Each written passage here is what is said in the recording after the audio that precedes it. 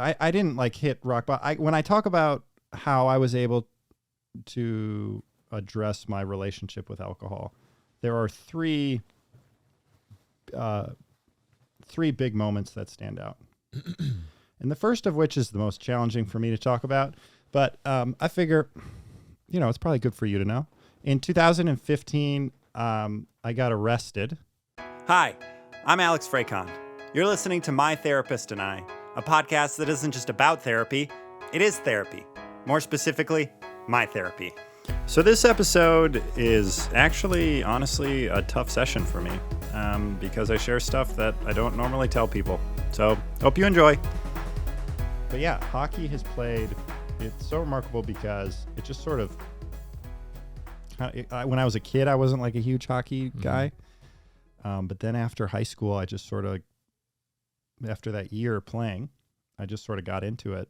And I played in college and club. And afterwards, I started traveling. And once I did that trip to North Korea, it like just totally, that definitely was a game changer just in terms of like every aspect of my life. Does that not move? Do you need it to do? Because it can be a sort of a pain in the butt. It's okay. I think it's okay. Okay. But yeah, hockey has had a profound impact on just, like my life, my relationships. I've met all these people from across the world. I have a friend in Finland who I talk to every day. Every day? Yeah, on Signal. What's your Finnish friend's name? His name is Henka, but I call him Hank, which I think he derives some pleasure out of it because it's like he's very amused by American culture. Yeah. Yeah, his name's Henka, and he was a really good hockey player. He played juniors in Finland, and he's really good. He's a good guy, too. I lived there for 2 years. Did you? Yeah. There's always Where? Part of my heart all over. Okay, he lives in Oulu now, but he grew up in a town up north called like Rovaniemi? Yeah. Mm-hmm. Oh, Hank's going to be so happy. Yeah. It's like right by the North Pole, right? Yeah, it's right in the Arctic Circle. Yep. Yeah. That's where he grew up.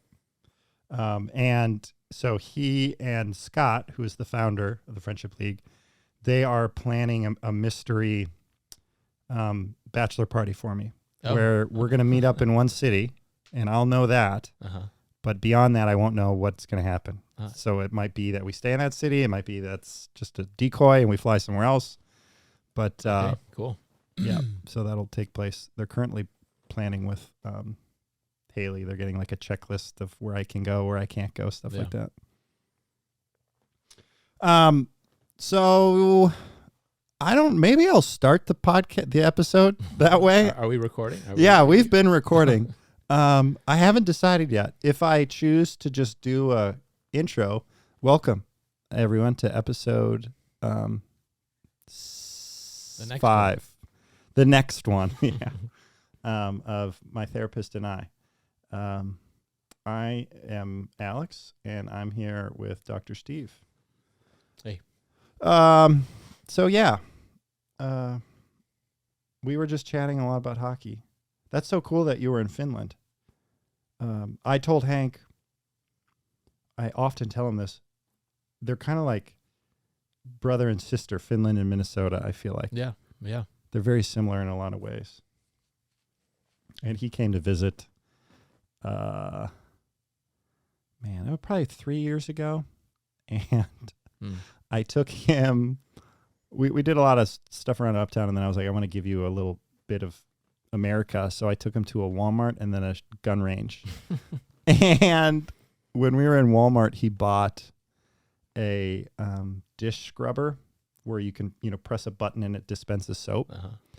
And he bought 2 of them, and he took them home, and he and his girlfriend were just, it was like a game changer for them. They had never seen this, and he sent me videos all the time of them using it. It was like his memento of the United States. Yeah. Great.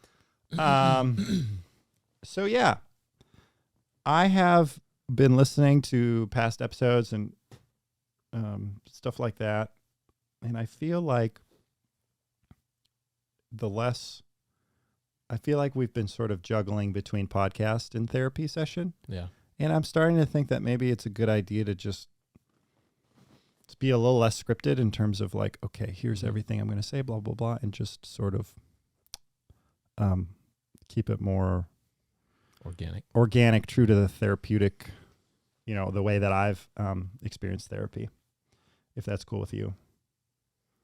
Yeah, and I think how we started the day is how therapy starts typically. You may, there's, depending on all the players involved, there may be, 5 minutes or so at the beginning where you're kind of checking in and you realize maybe there's a common interest, or maybe there's something about the client that I hadn't known before. I saw your hockey bag here, and so it's a love of mine. I don't have the skills to play hockey, but I do like talking about it. I do like knowing that that's an interesting part of you that I hadn't known. If you hadn't had your stuff out here, I wouldn't have asked. Yeah, and so that's actually my fiance's stuff. She plays hockey too. Yeah, that's how we met. Okay. We met playing hockey, and she is much better than I am. She's really good. She played through high school, and she plays defense. She played defense. Yeah. So her stuff's here because she is just been roped into coaching kind of U12, U15 girls. Uh-huh. So she loves doing that. Yeah.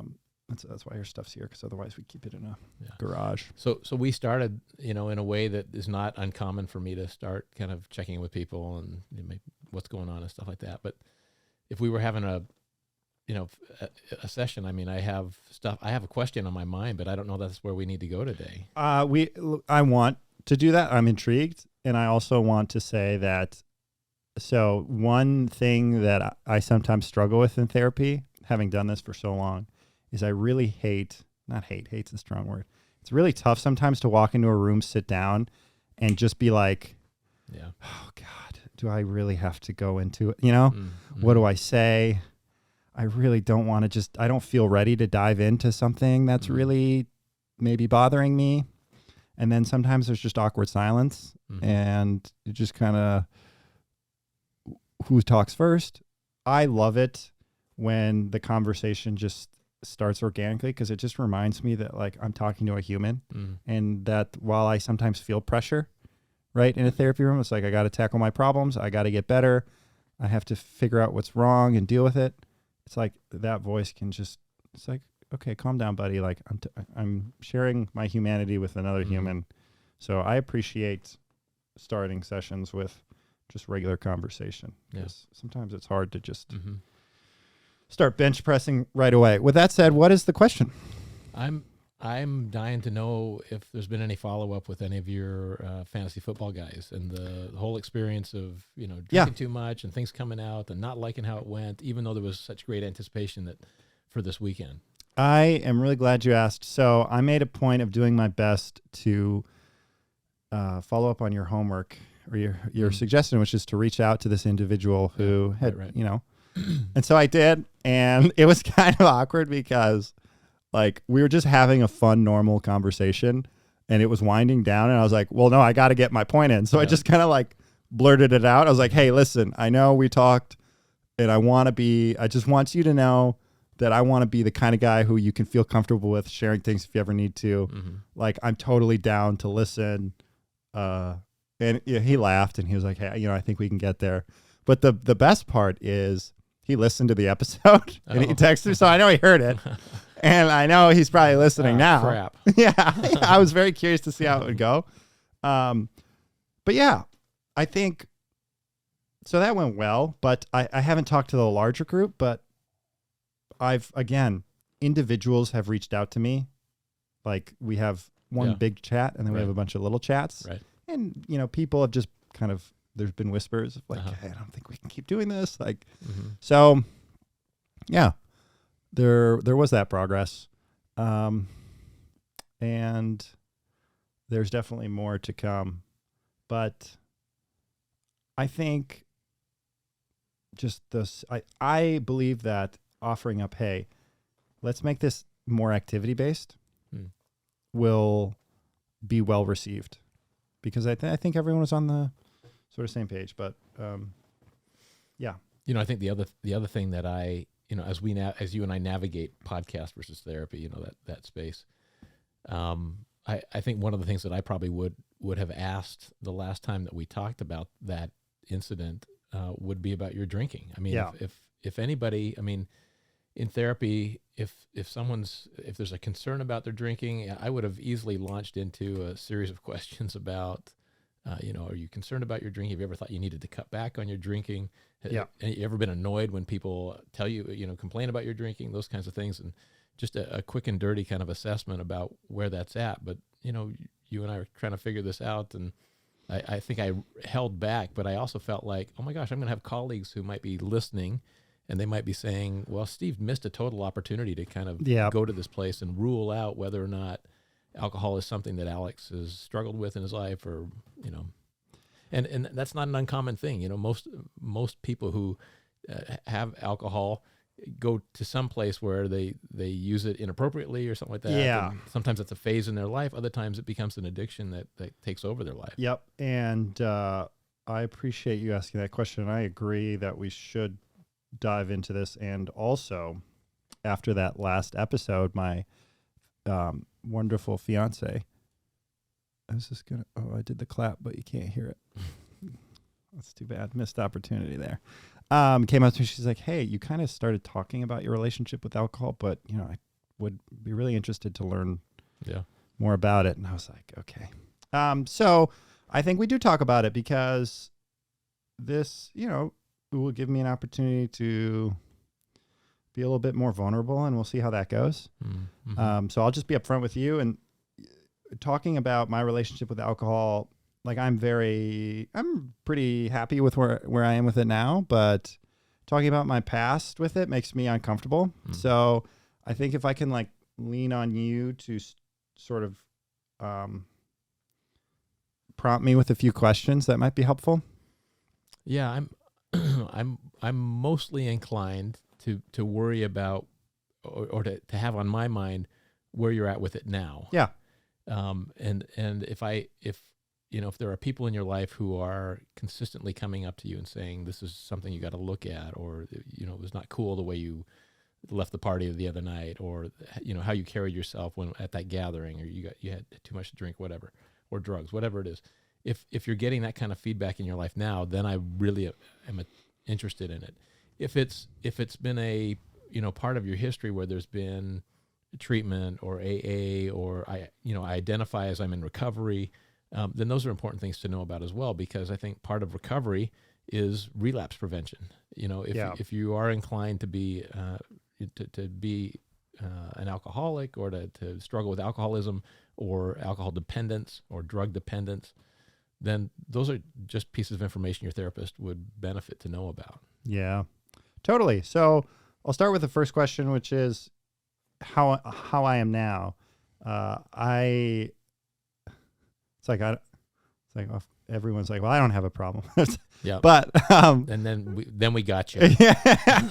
Oh, got him. There it is. That's what Denial. we were waiting for. Right. Denial. Yeah. So after, I'd say, a lot of work especially the last 3 years, I've gotten to a really great place in my relationship with alcohol, to the point where I kind of just don't drink. I mean, I'll drink on occasion, but I would say on any given calendar year, I'll probably consume alcohol maybe 10 times, maybe. Mm-hmm. If I do, it's typically a drink.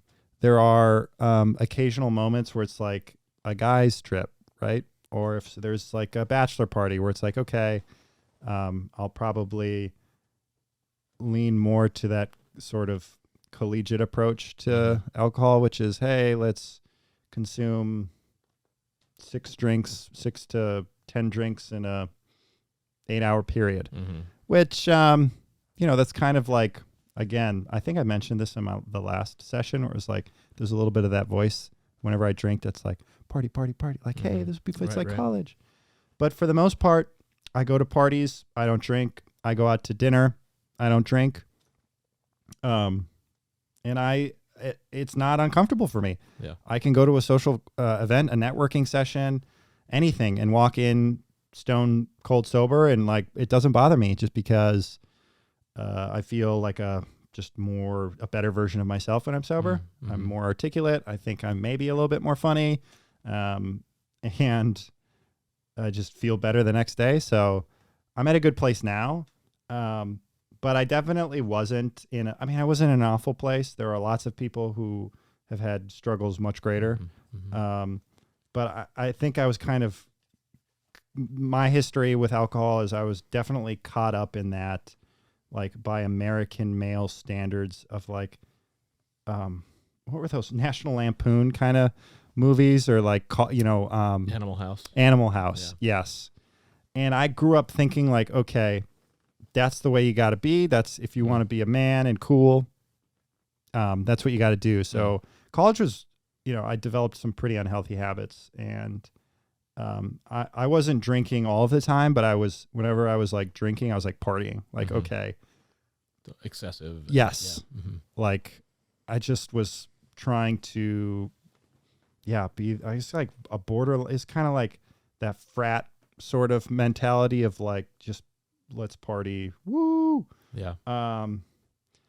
And yeah, like it's tough because I get uncomfortable talking about it because when I think back to like any major problem I've had in my life, like whether when I first started going to therapy as I think I was 18 or 19, I was a sophomore in college, and I didn't realize it then, but like a lot of it was just because I felt so awful because I was drinking so heavily and feeling terrible, and it's just crazy to think that like 3 nights a week I was drinking excessively. Yeah. And this is going to sound ludicrous, but there was a point too where all of my friends from high school were telling me like, oh, I blacked out this weekend. It was so crazy. And a part of me was like insecure because I was like, man, I've never blacked out before. What's wrong with me? And I literally, I'm not joking, like sophomore, junior year of college, I was like, I made it a mission to try and black out, which is so, I don't want to judge myself, right? Because I was in a rough spot, and you already are. I am. But like, and I apologized to my body and my brain because it was doing such a great job. It was like, no, we're not going to let you. Sorry, buddy. And I would just get to hit a brick wall, and my brain would be like, we're out. We're going to sleep, and it would just send me home. Fascinating thing is that you're in a culture in that that slice of Americana, like National Lampoon's Animal House, right, where that's the norm, is to drink to excess and to get drunk and to drink so much to get drunk. I mean, that's the goal, and then coming out of that feeling like, what the heck am I doing here? Why am I doing this? That is a common experience for many people at universities, that they drink to excess, they regret it, they don't like it, they make questionable decisions and choices when they're drunk like that, they're incapacitated, all kinds of negative things happen, and they feel remorseful, and they vow on Monday, I'm not going to do that again, and Thursday comes around and it starts up again. So I did that, what you're just describing, for about, I don't know, 10 years. Yeah. And so a little longer than just the college experience. Yeah. Oh yeah. Yeah. I after college, I kept hanging on to college. My friend group was very much, let's party. Yeah. Still in that stage. Yep. And then I got into advertising, which is like just the foundation upon which is work really, really hard and then party really, really hard. So, that didn't really help things. Right. But and this is where it gets challenging for me, but, cause I didn't like hit rock bottom. When I talk about how I was able to address my relationship with alcohol, there are three big moments that stand out.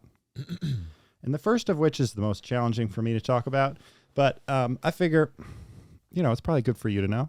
In 2015, I got arrested for careless driving, which is kind of in a weird, it's just like a Minnesota nice sort of lenient way of saying driving under the influence. The state of Minnesota sort of gave me mercy, or they were lenient because of, without going into all the details, in their scale of infractions, it was on the minor end. So they kind of let me off the hook, if you will, but it was still an extremely jarring experience for me. Yeah, I'll bet. And that was really hard. That was very, very, very hard. I could do, man, that could be its own podcast. And it's something, and it's honestly a story I've always wanted to tell, because like going through the judicial process is just, it gives you so much. Like the whole thing, or the processing, like where they take you from in, start to, okay, I'm out of this intense, I'm off probation, I'm out of the woodwork. That entire experience was just so jarring, but offered so much perspective. And you feel so isolated, but the amount of shame that moment made me feel was tremendous. And I didn't sleep. Like I'm not being dramatic. I did not sleep for 3 days because I was so sad and embarrassed. Looking back on it now, I'm grateful that it was that no one got hurt, that I didn't get hurt, right, that someone else didn't get hurt. Nobody else, right. And in a weird way, I'm grateful that it happened because it allowed me to really confront it. And I'll never forget, as part of the terms of my plea deal, or whatever you call it, I had to attend this 8-hour session on substance abuse. Education. Yeah. And I went in, I mean, man, going through the criminal system, if there's one thing they're really good at, it's making you understand that you are not in control, that you have whether you're an adult, whether you're 18 or 50, you're put in timeout. You have no voice. It doesn't matter what you think or say or what you want to do. They tell you what to do and you do it, or you're going to jail, and there's no wiggle room. So I remember I had to go to this program. You had to check in within a 5-minute window. If you were outside of that 5-minute window, they would automatically cancel you, and you'd have to go back to court. Like, they were very strict about everything. And it was really jarring, but I remember sitting in it, and it was beneficial to me. The things they were talking about, they spent 8 hours being like, hey, what's your relationship with alcohol? Why do you drink? And that was the first time that I'd really sat down and asked myself, like, oh, do I do it because I think I'm cooler or I'm funnier? So that was a really, significant moment in my life. And coming out of that and going through that process, first of all, I told myself, and I'm lucky that I was able, I didn't have like such a bad addiction problem or anything where this wasn't achievable. But I was like, from this moment on, I'm never again drinking and driving. Period. Never going to happen. If I have the keys, I'm not going to drink. So that was significant in my relationship with alcohol, because from that moment on, I had this new behavior, right? I was able to make that adjustment. So what's it like talking about it right now? I don't know. It's tough because on one hand, like, it's complicated. I feel embarrassment still. Sure. This isn't a thing a lot of people know about me. I mean, it's public information. Right. I'm thinking about the podcast. I'm thinking everyone's going to know about it, but I'm also thinking about, like I said earlier, if I had to go through that again to get to where I am, if it was a necessary kind of some all-knowing, powerful being was like, hey, dude, you have to have both. You can't have your life now without that. I'd be like, okay, that's fine, because I'm very happy with where I am now. That's the feeling I have. I think about the goal for why we're doing this podcast, why you wanted to do this podcast. You wanted to let people know it's okay to talk about these things. I don't believe you can talk about mental health in a culture that embraces substances that affect our thinking and our mental well-being, and not talk about addiction and not talk about trauma that goes through addiction. And you talked about a trauma, right? Going through that system, that judicial system being processed and having your voice taken away. And here we are in Minneapolis, where, a couple miles away, we have George Floyd, and, like, you're a white kid going through this process. Yeah. And it's a very different reality if you're a black kid going through this same process. Is there as much leniency and things like that? That perspective is another thing that I gained too, because I had that very same thought. And not to get off topic, but I thought, especially with like the decriminalization of marijuana, and I've like read upon how, I don't know if it's police systems or the government has used marijuana as a way to kind of police Black communities more aggressively than others. Yeah. And I think to myself, like, yeah, what if I hadn't have been a white kid? Like, because what I experienced, like I said, I got the leniency of it in the sense of like, I didn't have to go downtown to Minneapolis, right? Where I got arrested, it was in a town called Excelsior, and they took me to the Excelsior Police Department, which had one person in it. And had it been worse, I would have gone downtown and I would have spent the weekend there. Mm-hmm. And I know people who have experienced that, and they've told me about it, and that is insane. Like, that's more jarring. Yeah. But imagine doing that, but then, not having any way to navigate the system and having to stay extra days or not being able to post bail. Or, I don't know. Like, right. I mean, I'm in no position to have, I think, any thoughtful or meaningful critique on the judicial system. And also, too, like, this kind of triggering, hearing you bring that up, like, I get a little nervous. There's a part of me, too, that's like, oh, no, there's going to be that person listening to be like, oh, what is Alex, complaining about? He's a white kid, like, he's privileged. Yeah, mm-hmm. That makes me uncomfortable. And I guess all I can say to that is, I'm a work in progress, and I'm doing the best I can. This was my experience. I don't mean to share an experience and say my experience on par with, equal to. Yep, is more meaningful than yours. It was traumatic for me. It makes me sad to think that other people have experienced more traumatic things. Yeah, and that is a reality. But yeah, going through that and sharing this, I mean, it's uncomfortable. Yeah, but I can't talk about my relationship with alcohol without bringing it up, because that was a crucial moment for me. That was a moment where I was like, hey, dude, we need to have a serious conversation about why we do this, why we drink, because look at what drinking has led us to. Mm-hmm. And I'll never forget, in that substance meeting, there was a guy talking, and we were sitting in these little groups of 5. Like the leader was talking? Or yep. Like, okay. I think we're in little tables. It's either 5 or 6. Maybe it was 5 people. And he was like, take a look around at your table. We all introduced ourselves. And he's like, 2 of you are going to come back here, because 44% of people who get arrested once get arrested a second time. That's just facts. And I would never forget looking around at that table and being like, well, you 4 need to figure this out amongst yourselves, because for the love of God, I'm not coming back here. Like, I literally looked around. I was like, your number, factor me out of this. Yeah. And that was a moment that they all helped. said that about you. I'm right? sure, but knock on wood, I'm still doing okay. Yeah. But I think about, too, of that meeting and all of those people who were there, who's been back already. I'm sure there's some. So that was a pivotal moment in terms of my relationship with alcohol. Like, yeah. And it definitely, at the very least, it led me to start thinking about, like, okay, if I'm going to an event, am I driving? If I am driving, I'm not drinking. So I got to figure out how to enjoy the event without alcohol. Yeah. Mm-hmm. And that was a process. The second thing that helped me was I read a book.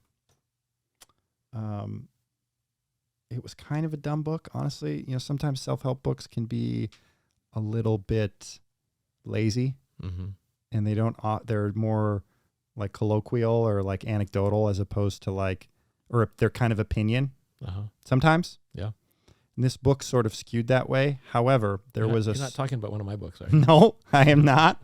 This one, it was called like The Easy Way to Quit Drinking or something, which is like, oh my God, the easy way. And the whole thing was like, everyone makes it so hard. It's not hard. It's easy. So again, a very flawed book. However, there was a section in it, a passage that was like, think back to your childhood. Think back to some of the most pleasant moments of your life where you're the happiest. And I thought back to my childhood, playing with friends, running around the playground, playing tag. Those were moments that stand out to me being very happy. No booze. No booze. Mm-hmm. And that, for as simple of a thought as that is, that opened up my mind to be like, hey, wait a minute. Like maybe I created this idea. I can't have fun unless I drink. I can't be social unless I drink. That's not true. I did it for 16 years, 15 years. So that really led to a serious conversation. After reading that book, that's when I started thinking of like, okay, I'm just going to stop drinking. And then obviously working with my therapist, that's where I started to get more serious and, working with him to like, hey, how can I tackle this? And then finally, a big help has been my fiance, Haley. And I think meeting her and becoming, partnered up with her has been helpful because she is someone who like her relationship with alcohol is just like very healthy. Like she just doesn't really drink. We go out to dinner. I don't feel pressured because she's like, no, I don't really want wine. I don't really feel like it. She'll still talk to people. And having that as like sort of a rock to attach myself to, or I don't know if a rocks, because rocks sink. She's more buoyant, and she's guiding. And I feel, we're just kind of two sailboats floating along together. And she's been really helpful in terms of, I feel like I have a buddy who like, if we go somewhere, we can be like, okay, we're not going to drink and we're still going to talk to people. And we both know what's going on here. And, it's cool. Yeah. I mean, one of the things we know from research is that men typically engage in higher risk behavior. And one of the reasons that some of the research out there suggests that married men live longer than unmarried men, single men who never marry. And one of the reasons is in many of these unions, there's a woman who's saying, hey, maybe just one beer tonight. Maybe we don't need 3 or 4. Hey, you're driving. Maybe, hey, you've got to be sober to put the kids down, And so there's this pacifying kind of influence that women may have that reduces the risky behaviors that men are more inclined to engage in. And so what I think I have benefited so greatly from with Haley is not that, like, she's not a nag about it. She's not like, oh my God, you're having another beer or something like that. It's more so that like when I'm with her, I'm not, I've had relationships in the past where it's like where you go out, their social anxiety, they deal with it by drinking. And to not have that, right? To go out to eat and to have a partner who's just like, no, I'll have a soda water. It's like, well, they're comfortable. I'm comfortable too. Yeah, that's great. So it's less about like that influence and more about like, birds of a feather fly together, or sort of like you just kind of rub off on each other.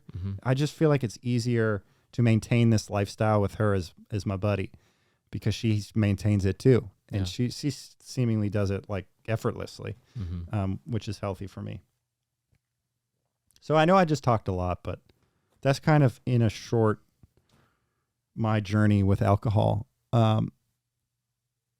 And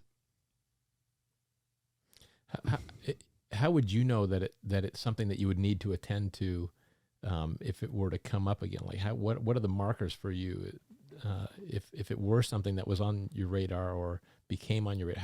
How would you know? That's a great question. I don't know if this sounds smart or stupid, but here's where my mind goes. I kind of base it on how I feel. For example, I went to Dallas this past weekend to see my buddy. He's my best buddy. I've known him forever. We ended up, we went to a football game.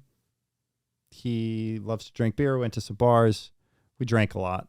Not a ton, but enough to, I woke up being like, okay, this reminds me of the feeling I used to have when I was doing this all the time. If I were to experience that a certain frequency, I'd be like, okay, I need to check in here. I guess more practically, I look at it as like, if I'm doing that more frequently than, once every 3 months, I will need to talk to someone. Say, hey, I've been doing this a few times. I think something's up. Because I know, like even today, I'm still feeling it from Saturday night. I'm not emotionally stable, and like still feeling the physical effects of it. It's so for me, it goes. My experience with hangovers is the day after it's physical. Yeah, that's your body processing it all. The second day, I'm just exhausted. And then the third and fourth day, it's my mood. It's all emotional. Anxiety, kind of feeling down, paranoid. And then I'm back to normal. So which sucks. For one day, that's another way that helped me realize this is stupid, is like I'm trading one night of, I don't know what you would call it, for 4 days of not greatness. That's just a bad transaction from a business perspective. When you're in your best buddy mode and you're in Dallas, Fort Worth, wherever you're at, does it occur to you to say to him, it's not worth it? You can go ahead and knock yourself out, but it's not worth it for me because I don't want to trade the 1 day for 3. It is easy for me to do that with a lot of people now. It used to be really impossible for me to do that. It's really a lot easier for me, except for a few people, and he's one of them. And that's not to say, like, he would totally, if I were to say something to him, he'd be like, yeah, okay, sure. But it's just like our history. We used to get into such tomfoolery and... A great word. Yeah. Like an old man word. Yeah. Like our drinking, like it was always shenanigans, and it's tough because I associate nostalgia with it, which makes it challenging. Yeah, because you want to relive. I mean, nostalgia is like reclaim that feeling, right? So there's something that calls to you. It's that party, when you get in that mode. Here's what I will say, though. In the past, so I used to hang out with him once a year. I'd go see him. We'd get super rowdy. This year was way, like, more normal. There's just that one night because we went to a football game. We went to a tailgate. We had more activities outside of that where, we weren't drinking because we were busy. So it was a step in the right direction. But there are a few people where it's like, it would be in a few instances, right? The draft weekend would be another one. Right.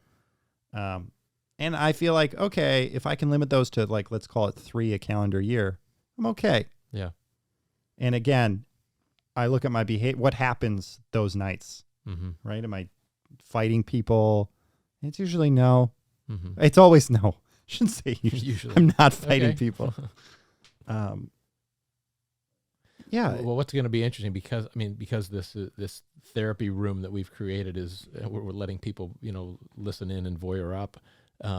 It's going to be interesting to see how your friends think about it the next time you get together with them. People who have heard the podcast and know that this is the 1 for 3, trading the 1 day for 3 days. And like I wouldn't be too surprised if the next time you have a gathering like this, people are like, hey, Alex, are you okay with this? Or maybe we need to cut this back because of Alex, or that would be, we're going to find ourselves on his next therapy session. And like to anyone listening, I'm never going to name anyone. Like, I'm just not going to do that. It's not I would never throw anyone under the bus, except for my parents, obviously. That's a running joke. That's not true. Anyway. Yeah, I definitely would not want anyone to feel burdened. Like, I'm an adult. I can make my own decisions.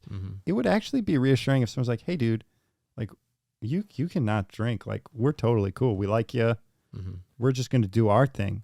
And 9 times out of 10, I feel like that's what they're thinking. Yeah. You just get caught up in this, like, well, they're not going to like me unless I drink, and it's just this stupid little voice But the thing is I think, I don't know. I wonder if the guys that are at the fantasy football weekend or your buddy, they all feel like they have an expectation, like this is what we do. This is the nostalgia.